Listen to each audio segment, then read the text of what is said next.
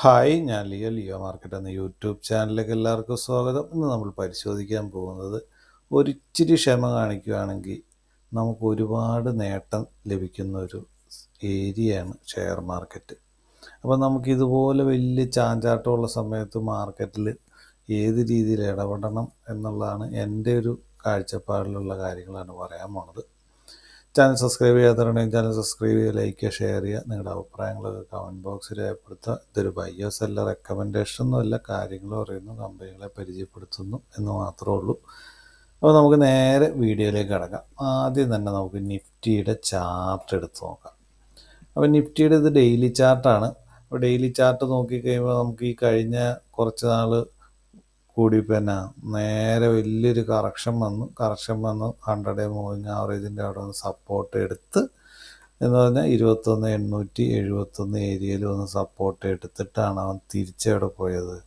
തിരിച്ചിപ്പോൾ all time ഹൈയുടെ അടുത്തെത്തി നിൽക്കുന്നു എന്ന് പറഞ്ഞാൽ 22,500 മുകളിലെടുത്ത് നിൽക്കുന്നു. അപ്പോൾ ഈ ഒരു സമയത്ത് നമുക്ക് സ്റ്റോക്ക് വാങ്ങിച്ചുകൊണ്ട് എന്തെങ്കിലും കുഴപ്പമുണ്ടോ? സ്റ്റോക്ക് വാങ്ങിച്ചുകൊണ്ട് കുഴപ്പമൊന്നുമില്ല. പക്ഷേ ഈ ഒരു തെരഞ്ഞെടുപ്പ് എന്ന് പറഞ്ഞാൽ വലിയൊരു ഇവൻ്റാണ് നമ്മുടെ ഈ മാർക്കറ്റിൽ നടന്നുകൊണ്ടിരിക്കുന്നത്, നമ്മുടെ ഈ ഇന്ത്യയിൽ നടന്നുകൊണ്ടിരിക്കുന്നത്. അത്രയും വലിയൊരു ഇവൻ്റ് നടന്നുകൊണ്ടിരിക്കുമ്പോൾ നമ്മൾ ഈ ഒരു സമയത്ത് വലിയ വോളറ്റിലിറ്റി ഉള്ളപ്പോൾ വലിയ വേരിയേഷൻ ഉള്ളപ്പോൾ സമയത്ത് നമ്മൾ കയറി ഷോർട്ട് ടൈമിലോ ട്രേഡിങ്ങിനൊക്കെ എല്ലാത്തിനും ഒരു പരിധി വേണം. നമ്മുടെ കയ്യിലിരിക്കുന്ന ഫുള്ള് കാശിട്ട് നമ്മൾ ഈ ഒരു സമയം നമ്മൾ മാർക്കറ്റിൽ ഇടപെടാൻ പാടില്ലെന്നുള്ള, എല്ലാത്തിനും നമ്മുടെ കയ്യിലൊരു ബാക്കപ്പ് വേണം. അതൊരു നല്ല ബാക്കപ്പ് തന്നെ വേണം. അത് കഴിഞ്ഞിട്ട് അതിൻ്റെ അകത്ത് ചെറിയ നമ്മുടെ കയ്യിൽ നിന്ന് പോയാലും കുഴപ്പമില്ലാത്തൊരു എമൗണ്ട് ഇട്ടായിരിക്കണം. ഇത്രയും വേരിയേഷൻ്റെ സമയത്ത് നമ്മൾ ഏത് ലോങ് ടൈം ആയാലും ഷോർട്ട് ടൈം ആയാലും എന്തും നമുക്ക് ചെയ്യാണ്ട്. അതെന്തുകൊണ്ടാണെന്ന് ചോദിച്ചാൽ നമ്മുടെ ഈ ഒരു മാർക്കറ്റ് ഇപ്പോൾ ഒത്തിരി നാൾ കൂടിയിട്ട് ഇതുവരെ 200 മൂവിങ് ആവറേജിൽ വരെ ഒരു പ്രോഫിറ്റ് ബുക്കിംഗ് നടത്തിയിട്ടില്ല എന്ന് നിങ്ങൾ അറിയാം. അപ്പോൾ അത് നോക്കി തന്നെ അറിയാൻ പറ്റും. നമ്മുടെ ഇപ്പോഴത്തെ ഒരു 200 മൂവിങ് ആവറേജ് ഏതാ 20,944 എന്ന് പറഞ്ഞാൽ 21,000 അടുത്താണ്. അപ്പോൾ അത് ഓരോ കാലഘട്ടത്തിലും വരുമ്പോൾ ഈ 200 മൂവിങ് ആവറേജിലൊന്ന് സപ്പോർട്ട് എടുത്തിട്ട് വേണം തിരിച്ചു പോകാൻ. അത് എന്തുകൊണ്ടാണെന്ന് ചോദിച്ചു കഴിഞ്ഞാൽ ആ കാലഘട്ടത്തിലുള്ള കുറേ പേര് പ്രോഫിറ്റൊക്കെ ആയിട്ട് ഇരിപ്പുണ്ടാവും. അവരെയൊക്കെ ഒന്ന് പ്രോഫിറ്റ് ബുക്ക് ചെയ്ത് എല്ലാവരും ഒന്ന് പ്രോഫിറ്റ് ബുക്ക് ചെയ്ത് ഫ്രഷ് പൊസിഷൻ എടുത്തു കഴിഞ്ഞാൽ മാത്രമാണ് മാർക്കറ്റിന് പുതിയ ഉയരങ്ങളിലെത്താനൊരു കരുത്തൊക്കെ കിട്ടുകയുള്ളൂ. ഇപ്പോൾ നമ്മുടെ മാർക്കറ്റ് കുറേ കാലങ്ങൾ കൂടിയിട്ടും ഇതുവരെ ഒരു 200 മൂവിങ് ആവറേജിലൊന്നും സപ്പോർട്ട് എടുത്ത് തിരിച്ചു പോയിട്ടില്ല. അപ്പം അങ്ങനെ എപ്പോഴും ഒരു ബൈയിങ് ഇങ്ങനെ നിലനിർത്തണമെങ്കിൽ മുകളിലേക്ക് പോകാനൊരു സ്ട്രെങ്ത്ത് കിട്ടിയില്ല. അപ്പോൾ അതുകൂടാണ്ട് ഇപ്പോഴത്തെ ഒരു ഇവൻ്റ് എന്ന് പറയുമ്പോൾ വലിയൊരു ഇവൻ്റ് തന്നെയാണ്.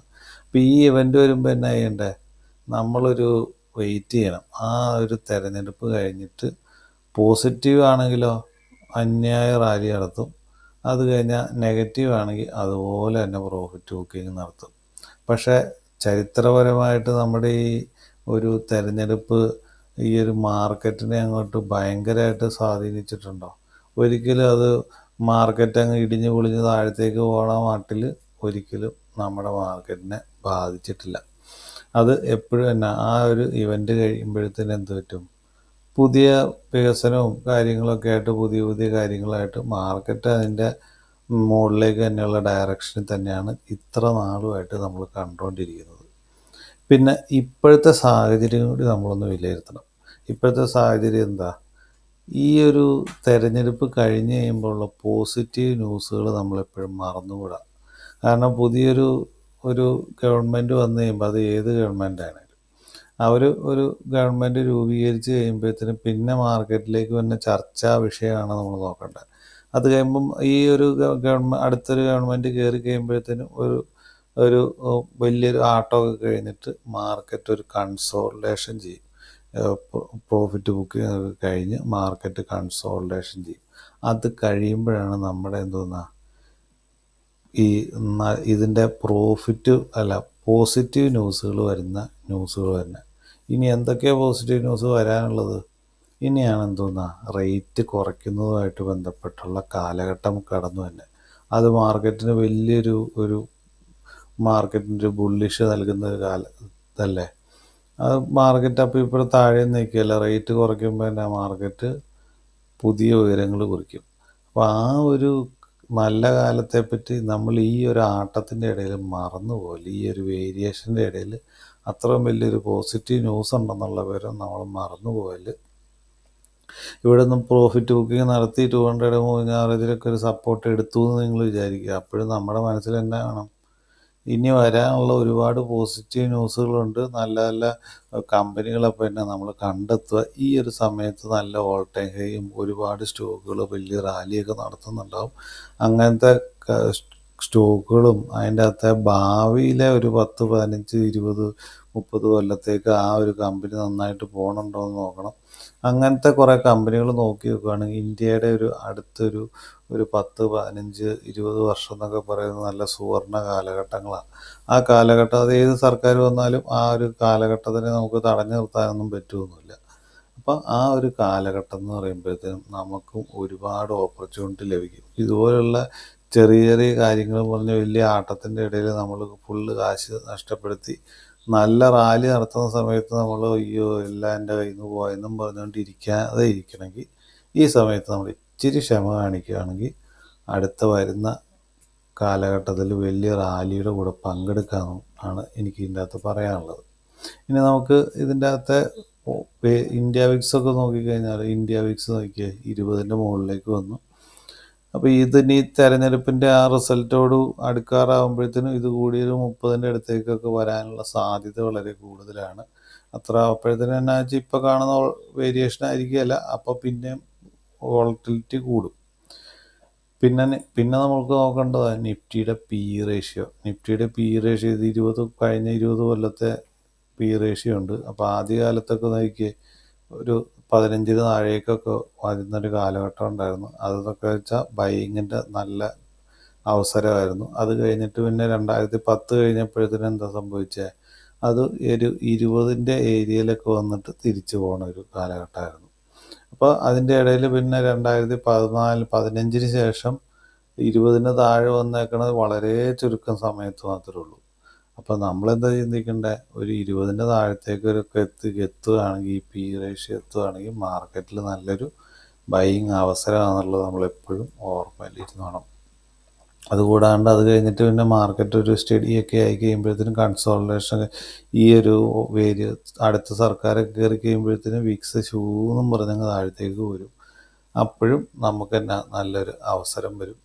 പിന്നെ മാർക്കറ്റും കൂടി നമുക്ക് നോക്കാവുന്നതാണ്. അപ്പോൾ അങ്ങനെയൊക്കെ നോക്കിക്കഴിയുമ്പോഴത്തേനും നമുക്ക് എന്ത് പറ്റും, ഇതുപോലെയുള്ള നല്ല മാർക്കറ്റിൻ്റെ അവസരം നമുക്ക് വിനിയോഗിക്കാൻ പറ്റും. അപ്പോൾ ഈ ഒരു അവസരത്തിൽ ഫിയർ ഓഫ് മിസ്സിങ് ഔട്ട് ബാധിച്ച് നമ്മൾ എല്ലാ സ്റ്റോക്കുകളും നമ്മുടെ കയ്യിലിരിക്കുന്ന കാശ് മൊത്തം മുടക്കി സ്റ്റോക്കിലേക്കും ട്രേഡിങ്ങിലേക്കും സ്വിങ്ങും ഒക്കെ എടുത്ത് വെക്കാതിരിക്കുക. അത് കഴിഞ്ഞിട്ട് തന്നെയാണ് മാർക്കറ്റ് ഒരു പ്രോഫിറ്റ് ബുക്കിംഗ് ഒക്കെ നമുക്ക് എന്ത് വന്നാലും വരും. മാർക്കറ്റ് എപ്പോഴും ഓൾ ടൈം ഹൈ അടിച്ചങ്ങ് പോകുമൊന്നുമില്ല. അത് അടുത്ത സർക്കാരൊക്കെ കയറി കഴിയുമ്പോഴത്തേനും ഒരു പ്രോഫിറ്റ് ബുക്കിങ്ങോ അല്ലെങ്കിൽ ഒരു കൺസോൾട്ടേഷനോ ഒക്കെ വന്ന് നമുക്ക് ബൈയിങ് അവസരം തന്നിട്ട് മാത്രമേ നെക്സ്റ്റ് ലെവലിലേക്ക് പോകാനായിട്ട് മാർക്കറ്റിന് സാധിക്കുകയുള്ളൂ.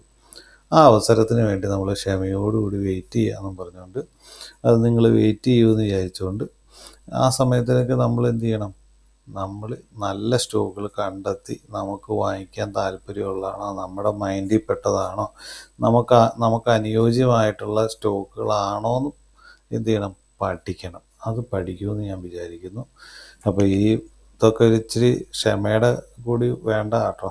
അപ്പോൾ ആ ക്ഷമ നന്നായിട്ട് ഉണ്ടെങ്കിൽ മാർക്കറ്റിൽ നമുക്ക് റിട്ടേൺ ലഭിക്കുകയുള്ളൂ. അപ്പോൾ എത്ര ക്ഷമ കാണിക്കുന്നോ അത്രയും റിട്ടേണും നമുക്ക് കിട്ടും. പക്ഷേ എന്നും പറഞ്ഞ് നമ്മൾ പെന്നി സ്റ്റോക്കിലൊക്കെ പോയിട്ട് ഞാൻ ഭയങ്കരമായിട്ട് ക്ഷമ കാണിച്ചെന്ന് പറഞ്ഞിട്ടൊരു കാര്യമില്ല കേട്ടോ. വാങ്ങിക്കുമ്പോൾ ഫണ്ടമെൻ്റലായിട്ടുള്ള കാര്യങ്ങൾ ഫുള്ള് സ്വന്തമായിട്ട് പഠിച്ച് കഴിയുമ്പോഴേ ആ ഒരു ബെനിഫിറ്റ് ലഭിക്കുകയുള്ളൂ. അപ്പോൾ പെന്നി സ്റ്റോക്കിലൊന്നും ചെന്ന് പെട്ടുപോകാതിരിക്കുക. അതുകൊണ്ട് തന്നെ നല്ല സ്റ്റോക്കുകളിലേക്ക് ഇൻവെസ്റ്റ് ചെയ്യാനായിട്ട് ശ്രമിക്കുക. അതിനുവേണ്ടി പഠിച്ച് മുന്നേറുക എന്ന് പറഞ്ഞുകൊണ്ട് ഈ വീഡിയോ ഇവിടെ നിർത്തുന്നു. ഇതൊരു ബയ്യർ സെല്ലർ റെക്കമെൻഡേഷനൊന്നുമല്ല, കാര്യങ്ങൾ പറഞ്ഞു, കമ്പനീനെ പരിചയപ്പെടുത്തി ഇതുപോലുള്ള കാര്യങ്ങൾ പറഞ്ഞു എന്ന് മാത്രമേ ഉള്ളൂ. അപ്പോൾ പുതിയ നല്ല വീഡിയോ ഇട്ട് നന്ദി, നമസ്കാരം, താങ്ക് യു.